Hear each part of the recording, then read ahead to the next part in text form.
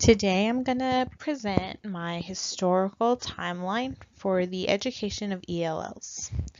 So first I started with Brown versus Board of Education that was in 1954.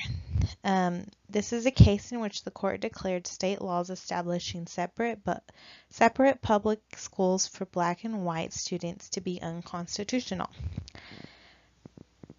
This is important because it opened a door for parents of English language learners who made a claim of discrimination, which stated that placing their children in mainstream classrooms designed for English background children meant unequal opportunities for them to succeed.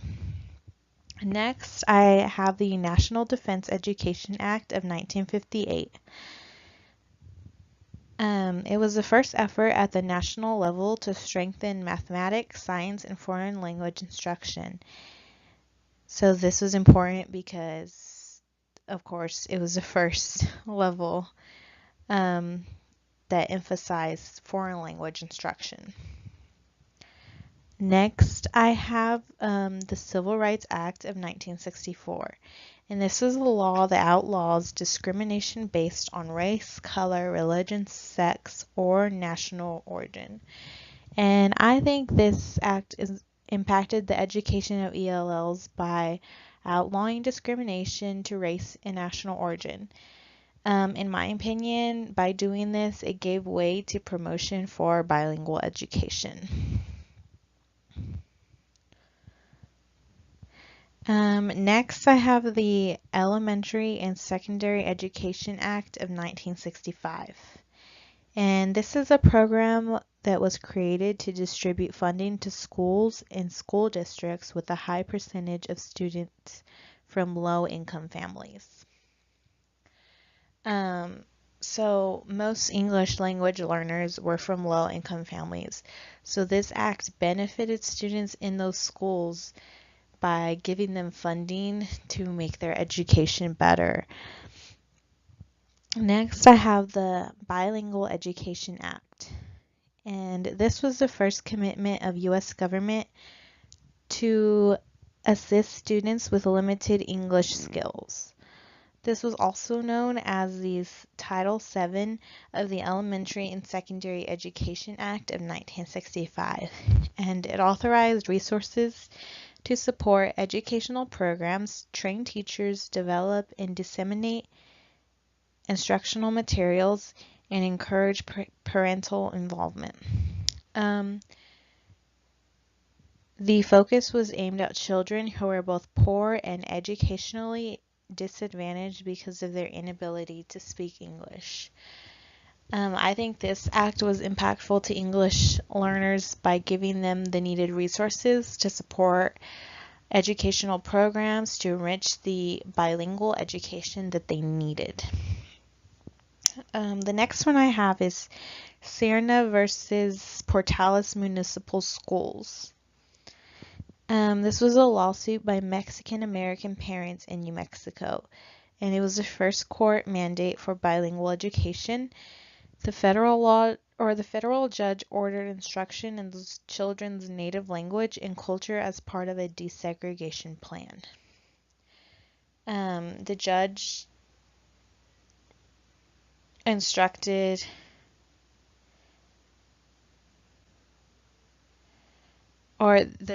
ordered for instruction to be in the children's native language. So I think that this gave way for bilingual education instruction. By making schools give instruction in children's native languages so that they wouldn't be confused and that they could be caught up in school and understand everything and be given the same education as English speakers. The next one I have is Lau versus Nichols in 1970. A man named Edward Steinman, who was a lawyer from San Francisco, learned that a client's child was failing in school because he could not understand the language of instruction. So he filed a class action lawsuit on behalf of Kenny Lau and 1,789 other Chinese background students. That's a lot of students who weren't given the best education that they could have just because they didn't speak English. So in his lawsuit, Steinman alleged they were being denied education on equal terms. Eventually, the San Francisco officials signed a consent agreement to provide bilingual education for the city's Chinese, Filipino, and Hispanic children. So that was really big because that was a lot of students. 1,789 students weren't being taught correctly, weren't learning anything because they didn't speak the English language. So that was a big win for the education of ELLs. Next, I have the Equal Educational Opportunities Act of 1974, and this is a federal law that prohibits discrimination against faculty, staff, and students, including racial segregation of students, and requires school districts to take action to overcome barriers to students' equal participation. So this was important because it provided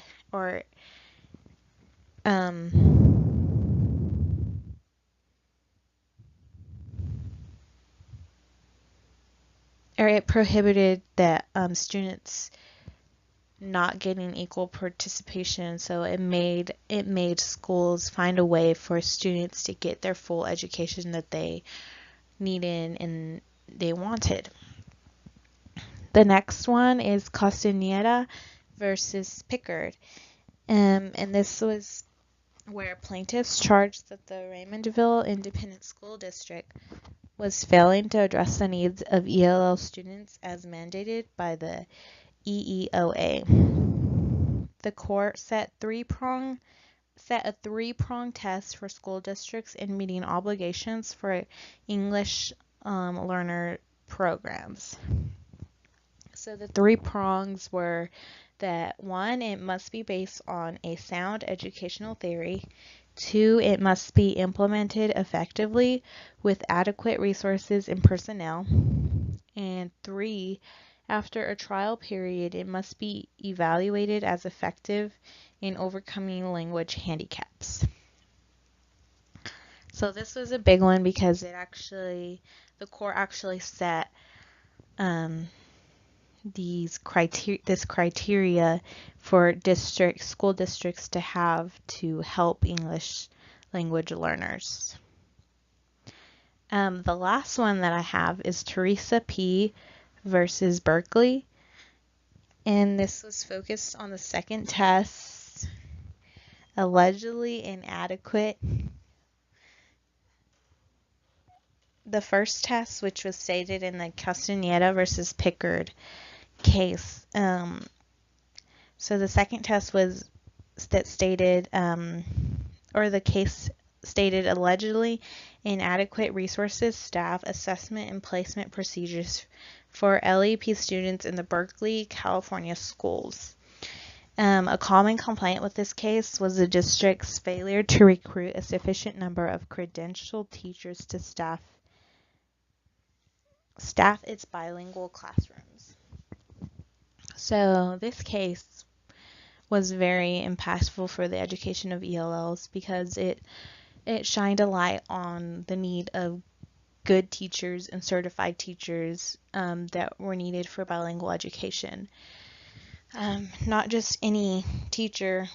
The judge argued that a good teacher is a good teacher no matter the subject or wherever they were teaching. But I believe that in bilingual education, it doesn't matter if they're a good teacher, it matters if they can present the material in the right way for English language learners to understand everything that they need.